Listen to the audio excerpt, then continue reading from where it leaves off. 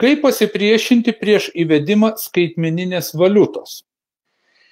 Šitoj vietoj vienas mano programai numatyta, ar ne, kad konstitucijoje reikia įteisinti grynus pinigus, o čia su tuo susijęs klausimas, ar ne? O skaitmeniniai valiutai mes nepasipriešinsim, jinai bus. Tik tai klausimas, kad jinai nepasidarytų vienintelė. Ir dabar visokie kuriami visam pasaulyje. Turi savo privalumus, ar ne? Bet jeigu jinai pasidarys vienintelė, tai prapultis. Būna tegul kaip gretutinė ir kaip neprivaloma.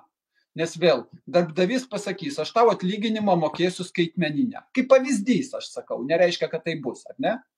Tai gryni pinigai privalo išlikti, o skaitmeninė negalima uždaryti, nebeįmanoma uždaryti šitoj vietoj.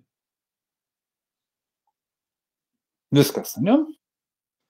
Jo, mes jau, kaip sakant, esam tam skaitmeninį konclagį ir jau iš jo išsiveržti yra be šansų. Bet šitoj vietoj vienas aspektas.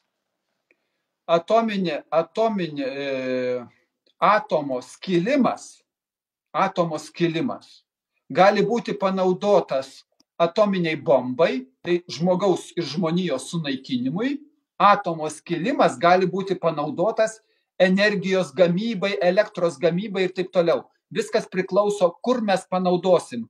Teigiamam, geram reikalui ar blogam reikalui. Tai su tais skaitmeniniais pinigais irgi lygiai taip pat. Galima panaudoti ir blogam, galima panaudoti ir geram. Į kieno rankas papuls. Gerai, baigiau.